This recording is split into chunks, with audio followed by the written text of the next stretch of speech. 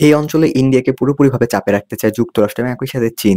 চীন এই অঞ্চলে ইন্ডিয়াকে চাপে রাখতে চায়, তার একটা গুরুত্বপূর্ণ কারণ হচ্ছে চীন আর ইন্ডিয়া মোটামুটি একটা প্রতিদ্বন্দ্বী দেশ। অন্যদিকে আমেরিকার সাথে ইন্ডিয়ার সম্পর্ক অনেকটাই বন্ধুপ্রতিম। ইন্ডিয়ার সাথে আমেরিকার বিভিন্ন ধরনের বড় বড় ডিফেন্স ডিল এবং মিলিটারি টেকনোলজি সম্পর্কিত বিভিন্ন ধরনের ডিল রয়েছে। এছাড়া অর্থনৈতিকভাবে ইন্ডিয়াকে সাহায্য করার জন্য বা বিভিন্ন বড় বড় ইনভেস্টমেন্টে আসলে যুক্তরাষ্ট্রের হাত রয়েছে। এত কিছুর পরে আসলে ইন্ডিয়াকে বর্তমানে যুক্তরাষ্ট্র অনেকটা চাপে রাখতে চায়। তার জন্য আসলে বাংলাদেশকে বর্তমানে একটি হাতিয়ার হিসেবে ব্যবহার করতে চাচ্ছে যুক্তরাষ্ট্র।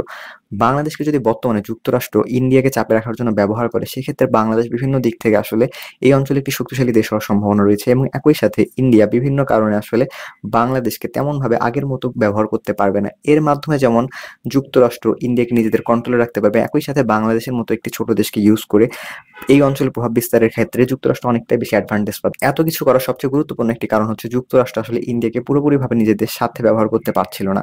মূলত যুক্তরাষ্ট্রের কথা মতো ইন্ডিয়া সকল ধরনের সিদ্ধান্ত নিত। রাশিয়ার সাথে যেমন তেল গ্যাস বাণিজ্য করা থেকে শুরু করে ইরানের সাথে বিভিন্ন ধরনের সামরিক সম্পর্ক এবং একই সাথে ইরানের যে চাবাহার পোর্ট রয়েছে সেগুলো ডেভেলপমেন্ট করা।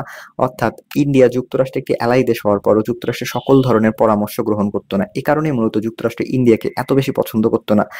যুক্তরাষ্ট্র তাদের প্রত্যেকটি অ্যালাই দেশকে চায় যে তারা নিজেদের কথা মতো না চলে আসলে যুক্তরাষ্ট্রের যে প্ল্যান রয়েছে বা পূর্ব পরিকল্পনা রয়েছে সেই পূর্ব পরিকল্পনা অনুযায়ী চলুক। কিন্তু ইন্ডিয়া তাদের অ্যালাই দেশগুলোর মধ্যে সবচেয়ে ব্যতিক্রম দেশ। অর্থাৎ যুক্তরাষ্ট্রের একটি বন্ধুপ্রতিম দেশ হইলেও ইন্ডিয়া আসলে নিজেদের স্বার্থ অনুযায়ী অনেক ক্ষেত্রে বিভিন্ন ধরনের ব্যতিক্রম সিদ্ধান্ত নেয়। আর এই জিনিসটি মূলত যুক্তরাষ্ট্রের কাছে সবচেয়ে বেশি অপছন্দনীয়। আর এজন্যই মূলত যুক্তরাষ্ট্র ইন্ডিয়াকে চাপে রাখার জন্য বাংলাদেশের মতো দেশ বা ইন্ডিয়ার আশেপাশে যে প্রতিবেশীগুলো রয়েছে যেমন পাকিস্তান, বাংলাদেশ বা শ্রীলঙ্কা, মালদ্বীপের মতো দেশগুলোকে অনেকটা ইউজ করতে চায়। তবে এক্ষেত্রে এই দেশগুলোর তুলনায় সবচেয়ে ভালো একটি অপশন হতে পারে তা হচ্ছে বাংলাদেশ। যেহেতু বাংলাদেশ ভৌগোলিকভাবে ইন্ডিয়ার জন্য একটি ভালনারেবল পজিশন বা অনেকটা একটা দুর্বল জায়গা। যদি বাংলাদেশ কোনো ধরনের ক্ষতি করতে চায় তাহলে সবচেয়ে বেশি ক্ষতি করতে পারবে বাংলাদেশ। এজন্যই মূলত ইন্ডিয়াকে চাপে রাখার জন্য আমেরিকা বাংলাদেশের সাথে সবসময় ভালো সম্পর্ক বজায় রাখার একটা পূর্বমেয়াদী পরিকল্পনা বা দীর্ঘমেয়াদী পরিকল্পনা নিয়ে মাঠে নেমেছে। যুক্তরাষ্ট্র বর্তমানে তাদের যে পরিকল্পনা রয়েছে ইন্ডিয়াকে চাপে রাখার, সেই পরিকল্পনা বর্তমানে বাস্তবায়ন করতে পারবে। বাংলাদেশকে সাময়িকভাবে সহযোগিতা করে, অর্থনৈতিকভাবে সহযোগিতা করে এই অঞ্চলে একটি শক্তিশালী প্রতিদ্বন্দ্বী রাষ্ট্র হিসেবে গড়ে তুলতে পারলে, যেটি বর্তমানে বাংলাদেশ অনেকটাই হয়ে গেছে। যদি বাংলাদেশ এই জিনিসটিকে ধারাবাহিকভাবে ধরে রাখতে পারে এবং একই সাথে যে বর্তমান অর্থনৈতিক সংকটগুলো রয়েছে সেগুলোকে মোকাবিলা করতে পারে, তাহলে ইন্ডিয়ার পাশাপাশি এই অঞ্চলে দ্বিতীয় সবচেয়ে শক্তিশালী দেশ হতে পারে বাংলাদেশ। যেহেতু অর্থনৈতিকভাবে ইন্ডিয়ার পরপর বাংলাদেশের অবস্থান, তারপরে রয়েছে পাকিস্তান। কিন্তু সামরিক দিক থেকে বিবেচনা করলে পাকিস্তান অনেকটাই বাংলাদেশের থেকে এগিয়ে এবং পৃথিবীর সেরা 10টি দেশের মধ্যে তাদের সামরিক শক্তি রয়েছে। যদিও বাংলাদেশ আসলে পাকিস্তানের পর্যায়ে আসলে সামরিক শক্তি অর্জন করতে অনেকটাই সময় লেগে যাবে, তার পরবর্তীতেও আসলে বাংলাদেশ চাইলে তাদের যে অর্থনৈতিক সামর্থ্য রয়েছে এবং ইন্ডিয়ার যে ভালনারেবল পজিশনে বাংলাদেশের একটি অবস্থান রয়েছে, বাংলাদেশ এবং ইন্ডিয়ার যে কঠিন একটি বর্ডার রয়েছে চিকেন নেক থেকে শুরু করে সেভেন সিস্টার রাজ্য, এই জিনিসগুলোকে বাংলাদেশ আসলে অনেক ভালোভাবে ইউজ করতে পারবে ইন্ডিয়াকে চাপে রাখার জন্য।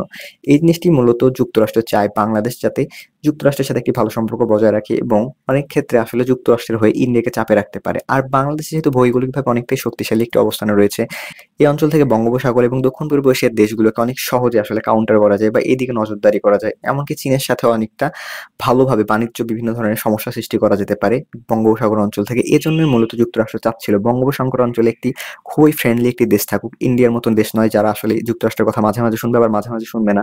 এমন একটি দেশ চাচ্ছিল যারা বাংলাদেশের মতো আসলে সব সময় একদম যুক্তরাষ্ট্রের পরামর্শ অনুযায়ী চলবে এবং যুক্তরাষ্ট্রের হয়ে অনেকগুলো কাজ করবে।